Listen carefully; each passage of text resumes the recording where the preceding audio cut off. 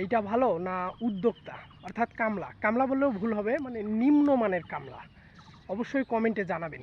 এইখানে কালকে একটা আমি ডিম পাইছিলাম এই কর্নারে, আজকেও দেখি ডিম আসেনি, নাই ডিম। তো আলহামদুলিল্লাহ সকাল সকাল ঘাস কাটতে যাব। এই যে খ্যারগুলো শুকায় এইখানে পুষ দিয়ে রাখছি।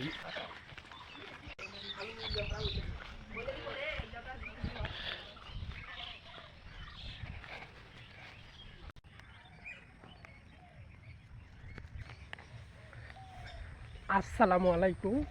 তো প্রতিদিনের মতো আজকেও গরুর জন্য ঘাস কাটতে যাচ্ছি। আজকে ঘাস কাটবো না, বিরিয়ানি কাটবো, বিরিয়ানি, গরুর বিরিয়ানি, পোলাও পোলাও।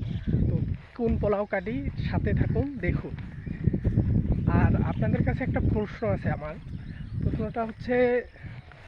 প্রশ্নটা হচ্ছে যে চাকরি অর্থাৎ জব, আচ্ছা, মানুষের জব করে মাস শেষে একটা নির্ধারিত মোটা অঙ্কের বেতন, কোনো চিন্তা ভাবনা ছাড়া, মানে বড় অফিসের বড় বাবু, অর্থাৎ আরাম আর আরাম, চাকরি করা ভালো না আমার মতো এই যে কামলা, নিজের কাজ অর্থাৎ উদ্যোক্তা, নিজের কাজ করা ভালো?